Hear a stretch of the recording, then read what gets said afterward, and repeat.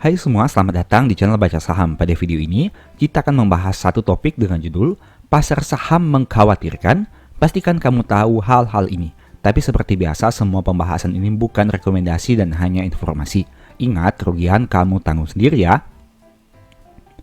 Saat video ini dibuat pada tanggal 25 Agustus 2024, IHSG sedang berada di posisi yang tinggi, bahkan sempat mencetak all-time high di tahun 2024. Tapi pertanyaannya, kenapa saya mengatakan pasar saham mengkhawatirkan? Apakah ini hanya clickbait video? Apakah ini tebak-fir? Ataukah ada data yang mendasari hal tersebut? Saya akan coba sharing sedikit pada video ini. Tapi seperti biasa, ini hanya dugaan saya pribadi. Bisa benar, bisa juga salah. Jadi, jangan jadikan video ini sebagai patokan dalam mengambil keputusan. Tapi anggap saja sebagai referensi. Selalu disclaimer on, untung rugi kamu tanggung sendiri.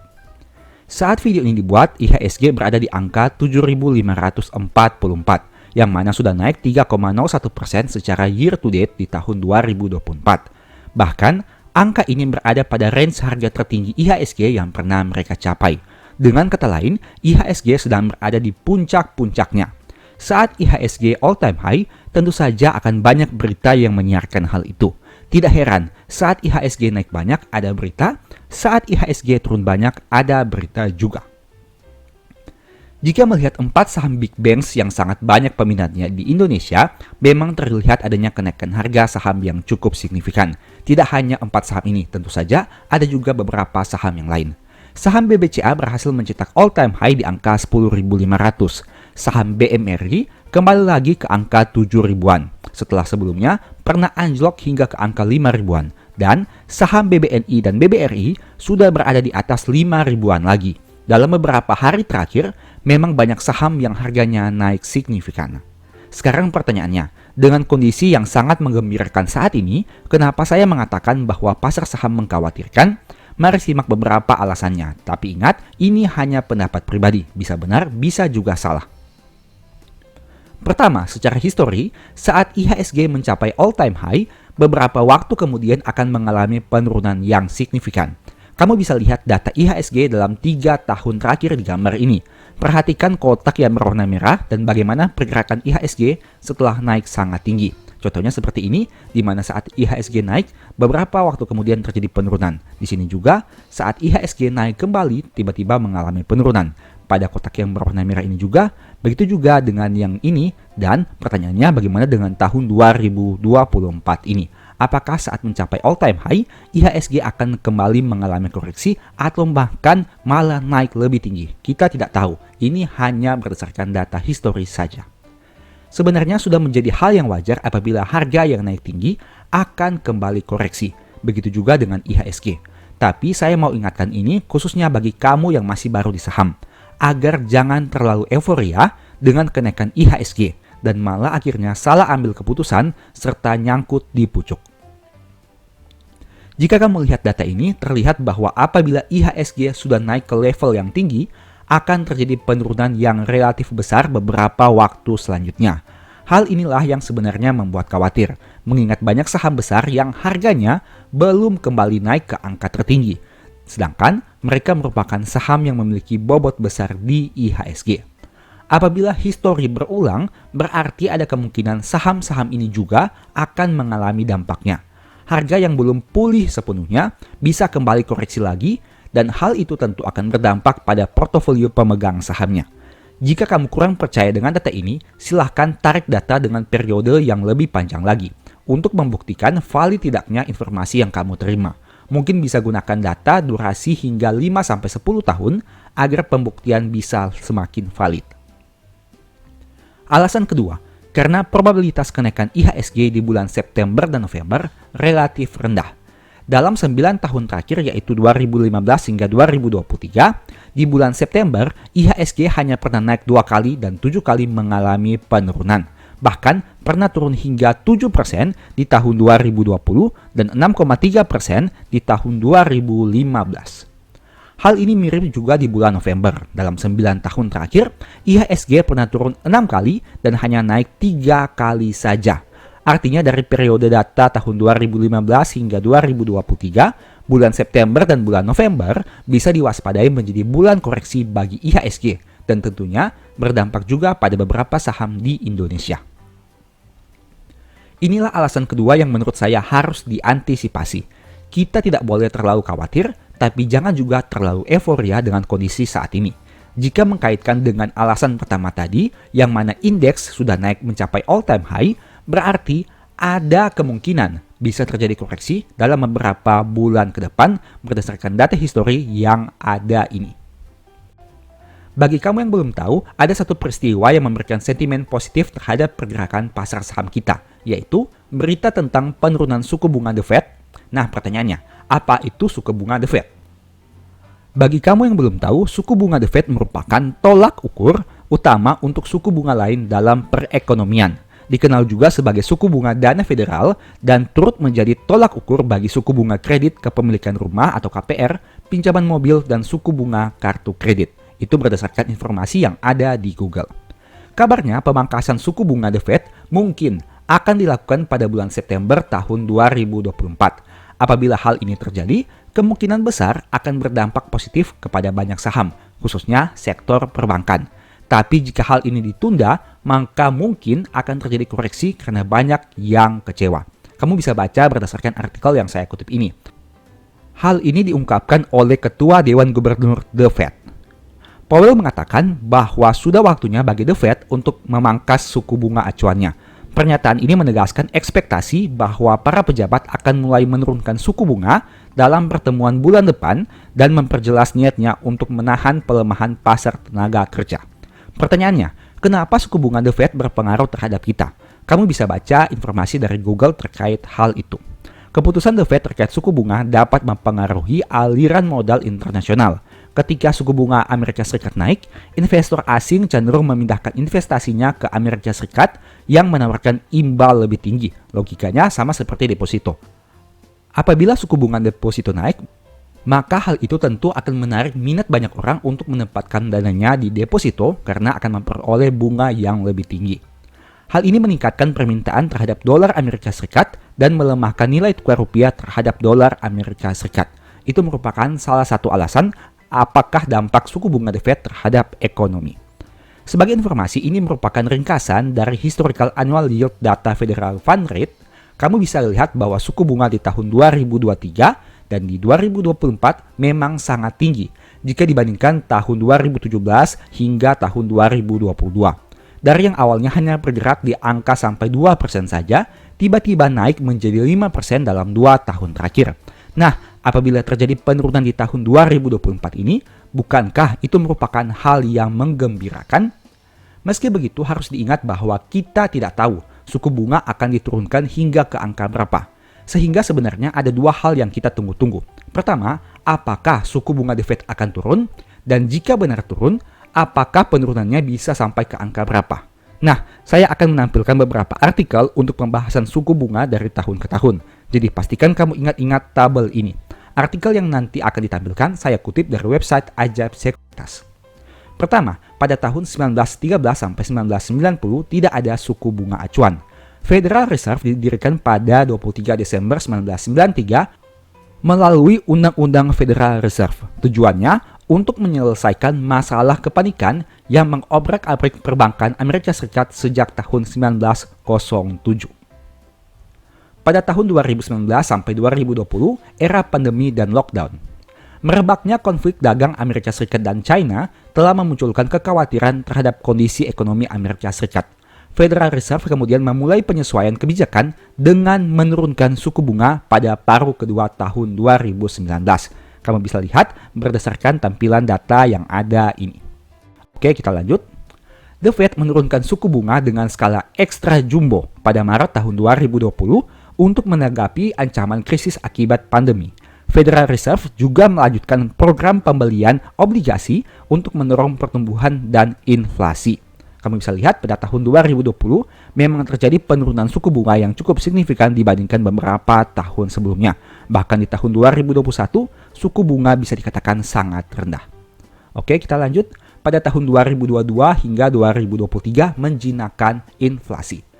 Siklus penurunan suku bunga The Fed antara 2019 hingga 2020 berhasil menggenjot inflasi Amerika Serikat sampai rekor tertinggi dalam 40 tahun terakhir. Namun, perekonomian kini mengalami resiko overheat. Federal Reserve di bawah kepemimpinan Jerome Powell bergerak cepat. The Fed menaikkan suku bunga dengan skala jumbo pada setiap rapat FOMC sejak Maret 2022 untuk menjinakkan inflasi. The Fed baru mengerem pengetatan moneter setelah suku bunga mencapai rentang 5,25 sampai 5,50% pada Juli tahun 2023. Ini merupakan tingkat suku bunga tertinggi dalam 23 tahun terakhir. Kamu bisa lihat berdasarkan data yang ada di tabel ini, di mana pada tahun 2023 terjadi lonjakan suku bunga yang sangat signifikan dibandingkan beberapa tahun sebelumnya. Kemudian tahun 2024, normalisasi kebijakankah? Banyak pakar berpendapat tingkat suku bunga The Fed sekarang di tahun 2024 sudah terlalu tinggi, sedangkan laju inflasi sudah mulai menurun. Dalam situasi seperti ini, Federal Reserve mungkin perlu menurunkan suku bunganya. Tapi The Fed belum memberikan kejelasan mengenai arah kebijakan berikutnya. Kita harus menunggu hingga keputusan resmi diumumkan. Karena apabila keputusan belum resmi, kita hanya bisa menduga-duga saja. Tapi pada intinya, belum ada kebijakan terbarunya. Semoga keputusan The Fed perihal suku bunga nantinya bisa memberikan sentimen positif ke pasar saham kita. Saya tentu berharap agar pasar saham Indonesia bisa terus tumbuh dari waktu ke waktu. Kalaupun ada koreksi, itu hanya koreksi kecil yang mana dalam jangka panjang bisa naik lebih tinggi lagi. Tidak ada seorang pun yang tahu bagaimana kondisi IHSG dan saham Indonesia hingga akhir tahun 2024. Terlepas dari semua kekhawatiran yang ada, tentu kita semua berharap agar pasar modal Indonesia bisa terus maju dan membuat pemegang saham lebih sejahtera lagi. Sebagai informasi, kalau kamu mau belajar beberapa tips agar tidak mudah terombang-ambing dengan naik turunnya harga saham, mungkin video berikut ini bisa membantu. Nonton hingga selesai agar mendapat pemahaman yang utuh. Semoga bermanfaat. Oke, setelah kamu nonton video tadi, ini beberapa tips yang bisa kamu lakukan. Yang pertama, cek lagi tujuan kamu beli saham. Apakah untuk capital gain, dalam hal ini tektok harga beli dan jual, atau untuk dividen, yang mana mengumpulkan lembar saham. Kedua, lihat saham yang kamu beli, apakah layak di hold dalam jangka panjang, atau harus dilepas sesegera mungkin. Hal ini terdengar klise dan sering diucapkan, tapi percayalah bahwa jika kamu tidak tahu terkait hal ini, maka mental kamu bisa dibikin naik turun di market. Ketiga, analisa lagi harga beli kamu, apakah memang sudah tepat atau belum. Ada kalanya kita beli saham bukan karena pakai logika, tapi karena pakai perasaan. Saat naik, takut harganya semakin naik. Saat turun, takut harga berbalik naik. Alhasil jadinya nyangkut. Keempat, pelajari histori saham tersebut minimal dalam 10 tahun terakhir. Apakah berpihak kepada pemegang saham atau membuat pemegang sahamnya malah pusing? Nah, mari kita bahas satu persatu terkait 4 hal ini. Poin pertama, tujuan beli saham. Satu saham yang sama dengan tujuan yang berbeda akan menghasilkan strategi yang berbeda juga. Misal, ada orang yang beli BBRI untuk invest jangka panjang dan menunggu capital gain yang besar, bahkan beggar. Ada juga yang beli saham ini untuk dividen investing dan memperoleh uang rutin setiap tahun. Tapi, ada yang juga beli BBRI untuk tektok jangka pendek dengan memanfaatkan selisih harga jual dan beli. Manakah yang paling bagus? Jawabannya tidak ada. Setiap metode punya plus minusnya masing-masing dan harus disesuaikan dengan profil risiko kamu. Misal, ada orang yang beli saham hanya untuk menerima dividen, berarti mereka hanya mendapat uang 1-2 kali dalam setahun saja. Tapi, orang yang beli saham untuk tektok jangka pendek akan mendapat uang yang lebih sering. Di sisi lain, orang yang beli saham untuk menerima dividen tidak akan pusing dengan naik turun harga dalam jangka pendek selama fundamental perusahaan tidak berubah signifikan. Tapi, orang yang tektok jangka pendek mungkin sesekali akan cut loss karena penurunan harga saham. Jadi, baik itu dividen investing maupun pencari capital gain jangka pendek, keduanya memiliki poin plus minusnya masing-masing. Nah, kita ambil sebagai contoh. Di sini ada 3 kondisi yang mana kita akan lihat dari sisi plus minusnya. Yang pertama, bagi yang tektok jangka pendek. Kamu bisa lihat sini, ini merupakan saham ADRO. Apabila kamu tektok jangka pendek, mungkin saat melakukan pembelian pada titik ini dan harganya turun sampai ke titik ini, kamu mungkin sudah melakukan cut loss karena terjadi penurunan yang sangat signifikan. Tapi, apabila kamu take talk jangka pendek yang berada pada kolom yang berwarna hijau ini, kamu akan memperoleh keuntungan yang konsisten dari waktu ke waktu karena harga sahamnya memang dalam jangka panjangnya mengalami kenaikan yang sangat signifikan. Poin kedua, invest jangka panjang. Bagi kamu yang membeli saham pada kotak berwarna merah ini dan hold jangka panjang, kamu akan mengalami penurunan harga saham yang cukup signifikan selama beberapa waktu. Tapi kemudian akan terjadi kenaikan harga yang sangat signifikan sesuai dengan tabel yang berwarna hijau ini. Untuk kondisi ketiga, dividend investing. Mereka yang membeli saham ini dengan konsep dividend investing tidak akan peduli terhadap naik turunnya harga saham selama fundamental perusahaan masih terus bertumbuh. Nah, di sini teman-teman bisa lihat, sejak tahun 2020 hingga tahun 2023, dividen per share ADRO adalah 1.169. Dan jika kita membeli saham ini pada harga di tahun 2019 sebanyak 1.200-an dan hold hingga saat ini, maka persentase profit yang diperoleh mungkin sekitar 116%. Dan total dividen yang dibagikan sudah balik modal sekitar 96% jika dibandingkan dengan harga pembelian di tahun 2019. Nah, dari 3 metode ini, kamu silahkan pilih kamu ingin metode yang mana. Apakah take talk jangka pendek, invest jangka panjang, atau dividen investing. Poin kedua, cek kondisi perusahaan. Kalau kamu mau hold saham jangka panjang, pastikan dulu kinerja keuangannya memang bisa dipercaya. Jangan berjudi dengan hold saham-saham yang punya kinerja mengkhawatirkan karena hal itu bisa membuat kamu galau di kemudian hari.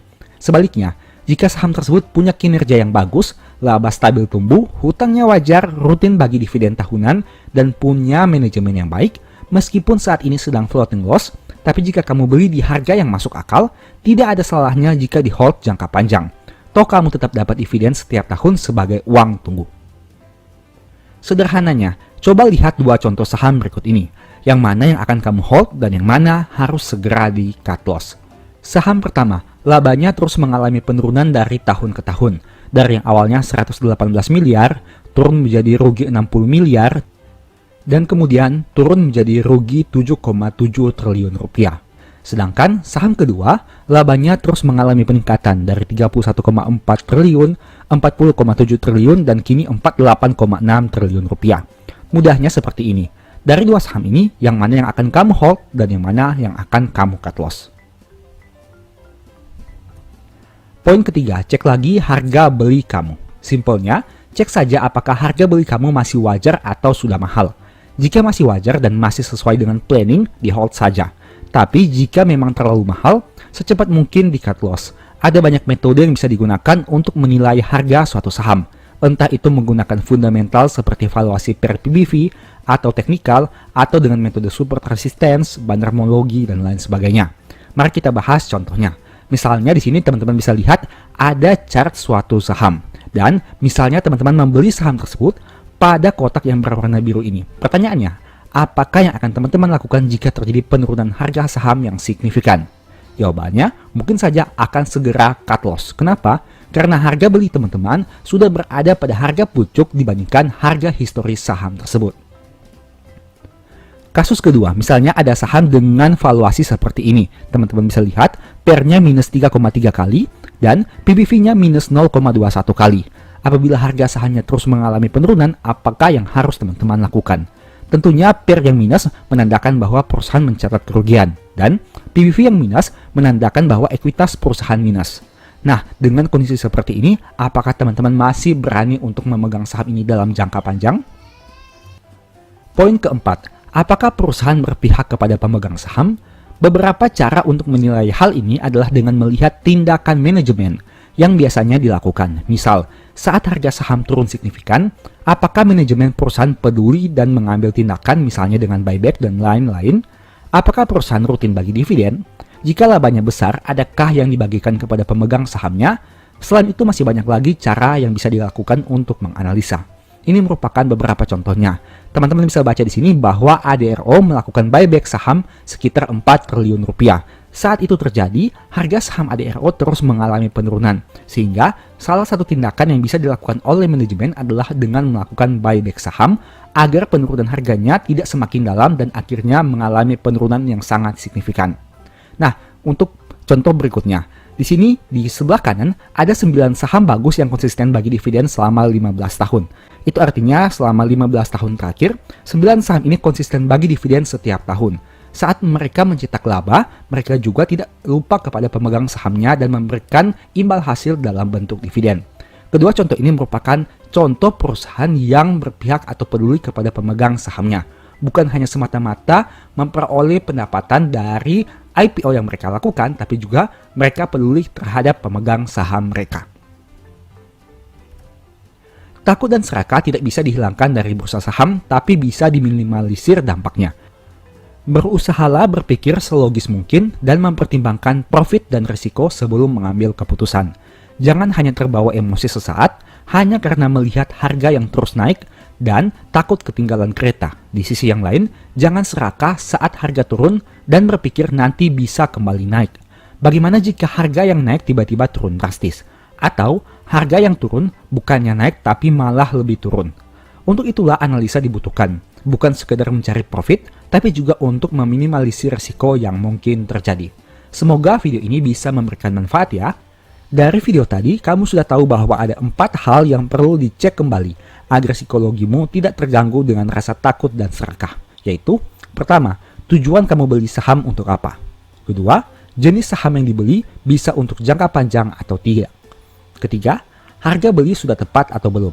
Dan yang keempat, apakah perusahaan berpihak kepada pemegang saham atau tidak?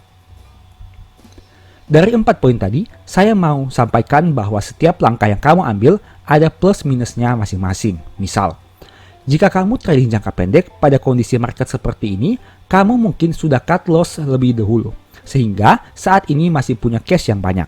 Tapi kekurangannya, nominal cut lossmu mungkin sudah cukup besar.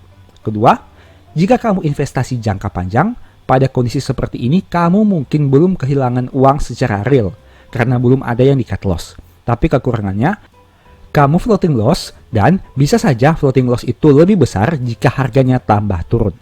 Ketiga, jika kamu dividen investor, pada kondisi seperti ini mungkin menjadi kesempatan karena bisa beli saham bagus dengan yield yang besar. Tapi kekurangannya, uang kamu sudah banyak yang berada dalam bentuk saham, sehingga cash yang dimiliki sudah terbatas. Terlepas dari plus minusnya, setiap orang akan merasa nyaman menggunakan metode yang menurutnya paling sesuai dengan profil risikonya. Ada orang yang cocoknya dengan trading jangka pendek, ada yang malah lebih cocok dengan dividend investing. Tidak ada masalahnya selama kamu nyaman dan bisa hasilkan profit konsisten. Dengan kondisi market seperti sekarang, mungkin banyak dari kita yang psikologi takut dan serakah mulai terganggu. Ada yang mungkin takut berlebihan, tapi ada yang serakah berlebihan juga.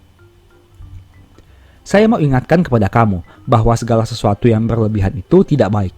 Bagi kamu yang takut, ingatlah bahwa harga saham tidak selamanya akan turun, karena akan ada saatnya dia naik lagi. Jika saham yang kamu pegang itu sudah dianalisa dengan mendalam, dan kamu yakin telah membeli pada harga yang masuk akal, silahkan tunggu saja update kinerja terbarunya. Apabila perusahaan masih bisa tumbuh, seharusnya harga saham juga akan mengikuti. Selain itu, kamu juga tetap menerima dividen setiap tahun sebagai uang tunggu. Jadi setidaknya, meski floating loss di portofolio, ada sebagian uang yang bisa kamu peroleh dari bursa, di samping harus bersabar menunggu kenaikan harga saham. Dengan catatan, perusahaan yang kamu beli memang bagus. Sebaliknya, bagi kamu yang serakah berlebihan, saya juga mau ingatkan bahwa harga saham yang turun bisa saja turun lebih dalam. Jadi pastikan money managementmu tepat. Jangan terlalu serakah untuk langsung all in atau membeli dengan jumlah yang banyak, hanya pada range harga tertentu saja. Antisipasi berbagai kemungkinan yang bisa terjadi, apalagi jika harga turun lebih dalam dari harga saat ini. Apakah saat harga turun 50% dari harga saat ini, kamu masih punya dana untuk tetap serakah? Atau jangan-jangan malah nantinya menyesal karena sudah beli terlalu banyak di awal? Contoh, saat BRI di harga 6.450 dan turun ke angka 5.000-an, banyak yang mengatakan bahwa tidak mungkin harganya bisa di bawah 4.500. Kenyataannya, saat ini harga terendah BRI di tahun 2024 sudah di bawah 4.500. Artinya, jika kamu sudah terlalu serakah saat harganya 4.800, saat ini kamu sudah kehabisan dana dan tidak bisa average down lagi. Sebaliknya, jika kamu punya money management yang baik, kamu tidak akan khawatir jika harga turun lebih dalam, karena masih punya sisa dana untuk membeli lagi. Intinya, pastikan money managementmu tepat sehingga masih punya dana meski harga sudah dibanting sangat dalam. Jangan terlalu serakah, jangan juga terlalu takut. Jika kamu merasa sudah terlalu takut, lihatlah dari sudut pandang orang yang serakah. Bagaimana bisa memanfaatkan peluang. Sebaliknya, jika kamu sudah terlalu serakah, lihatlah dari sudut pandang orang yang takut. Bagaimana mempertimbangkan risiko terburuk yang bisa terjadi. Pasar saham punya musimnya. Ada kalanya naik signifikan, ada kalanya juga turun signifikan. Tidak perlu terlalu euforia, tidak perlu juga terlalu takut. Berusaha memanfaatkan segala situasi untuk meraih berbagai peluang yang ada. Semoga video ini bermanfaat ya. Demikianlah pembahasan singkat pada video ini. Selalu ingat bahwa semua saham yang disebutkan bukan rekomendasi dan hanya informasi. Segala risiko kerugian menjadi tanggung jawab kamu sendiri. Mohon agar dapat mengecek kembali data yang ditampilkan karena bisa saja terjadi kesalahan dan pengambilan data. Di video berikutnya kamu ingin dibahas materi apa lagi? Tulis di kolom komentar ya. Sebagai informasi, channel YouTube Baca Saham sekarang ada dua. Yang pertama Baca Saham dan Baca Saham dari Nol. Berikut ini beberapa list ebook baca saham. Pertama, Stock for Living, Strategi Nabung Saham, The Stock Market, dan Cara Cepat Analisa Laporan Keuangan. Apabila tertarik, chat saja pada nomor WA yang ada. Sekian video ini, semoga bermanfaat. Thank you.